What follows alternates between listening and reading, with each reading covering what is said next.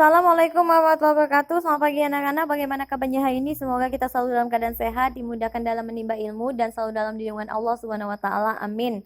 Oke, di pagi hari ini kita memasuki tema 2, subtema 2 pembelajaran kedua. Di sini ada materi matematika, PPKN dan SBDP. Jadi fokus pembelajaran kita ke PPKN dahulu, ya. Mengapa harus menghemat kertas? Iya, itu judulnya. Jadi tumbuhan itu memiliki banyak manfaat, yaitu dapat dijadikan bahan makanan dan sebagai penghasil oksigen. Kita memiliki hak dan kewajiban terhadap tumbuhan. Kita berhak memanfaatkan tumbuhan untuk memenuhi kebutuhan. Jadi kewajiban kita ya memanfaatkan tumbuhan itu dengan bijak. Setiap hari kita menggunakan kertas untuk beragam keperluan. Jadi kita memang berhak menggunakan kertas untuk menulis. Tapi kewajiban kita yaitu menghemat penggunaannya. Kertas itu berasal dari batang pohon. Jika kita tidak hemat saat menggunakan kertas, akan semakin banyak pohon yang ditebang. Penebangan pohon yang berlebihan dapat merusak lingkungan dan oksigen yang dihasilkan berkurang. Nah, jadi itulah mengapa harus menghemat kertas. Kertas itu diproduksi dengan menggunakan mesin yang menghasilkan energi yang sangat besar.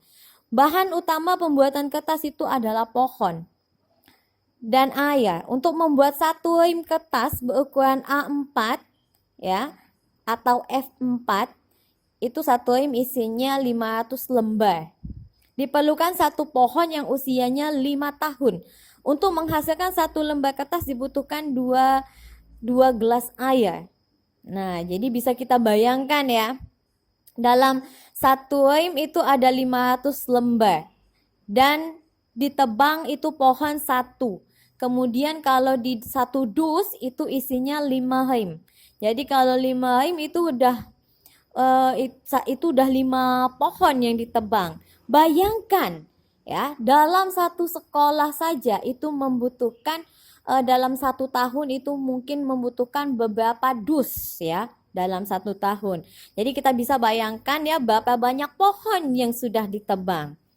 Nah, di sini ada Beni ya, Budi sepupu Beni sedang mengerjakan tugas menulis dari Bu Guru menggunakan banyak sekali kertas ya. Jadi ia menggunakan kertas itu kemudian salah dibuang. Jadi setiap kertas meskipun baru, beberapa kata yang ia tulis tapi banyak sekali kertas yang terbuang. Nah, jadi Ibu juga punya contohnya seperti ini. Ya, ini adalah contoh ya, jangan ditiru. Nah, di sini ada, di sininya kosong sebelah kirinya. Dia langsung nulis sebelah kanan. Sebelah kirinya kosong lagi, dia nulis di sebelah kanan. Nah, ini tolong jangan dicontoh. Kenapa? Ini artinya dia tidak menyayangi pohon. Jadi sebelumnya dia sudah dilangkah lagi. Nah, seharusnya tulisan yang ada di sebelah kanan dia tulis di sebelah kiri dulu. Setelah sebelah kiri penuh, barulah menulis di sebelah kanan. Ya, itu artinya dia menyayangi pohon. Tapi ini contoh, jangan diikuti ya. Nah, kenapa kita harus menghemat kertas? Ya, jadi kita kalau menghemat kertas kita juga ikut menghemat penggunaan energi. Jadi menghemat pohon-pohon di hutan juga, menjaga bumi kita supaya setiap orang bisa hidup nyaman. Ya, menggunakan kertas yang sisanya masih kosong. Teliti saat menulis, kalaupun ada kesalahan, ya mungkin sedikit lah ya. Namanya juga manusia, nggak pernah melakukan kesalahan. Menggunakan hanya benar-benar ketika dibutuhkan, itu adalah hal sederhana yang bisa kita lakukan untuk menghematnya. Nah, bagaimana dengan anak-anak? Makanya kalau ada yang bilang, ibu ini itu kan buku aku gitu kan. Iya, memang itu buku kamu, hak kamu. Tapi apa salahnya kita ikut membantu menghemat penggunaan kertas dengan tidak menulis di langkah ya, seperti yang tadi Ibu contoh. Kemudian di sini ada matematika juga nih. Nah, ini apa sih? Ini adalah pecahan senilai. Jadi yang dimaksud dengan pecahan senilai itu adalah pecahan yang sama ya. Jadi jadi misalnya kita mempunyai sebuah kue. dan kita akan membagikan potongan kue itu kepada teman-teman. Jadi kue yang akan kita bagikan kepada teman-teman kita harus potong dengan ukuran yang sama besar. Itulah yang namanya bersikap adil. Jadi pecahan senilai ini sama, dia bersikap adil. Pecahan ini dapat digunakan untuk menyebutkan bagian dari sekelompok benda.